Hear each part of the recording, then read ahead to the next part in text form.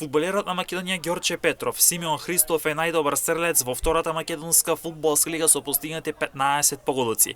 32 годишниот Христов искусен фудбалер кој е моторот на лавовите.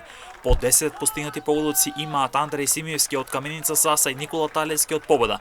Албин Рамадани е најдобар стрелец од Арсими со 9 поголоци, а по 7 поголоци има Дарко Гроздановски од Кожов, Хусеин Демири од Башкими и Шефичевите од Арсими. По 6 голи имаат Сашо Дуков од Охрид, Димчијов од Беласица и Хамза Меметриза од Башкими.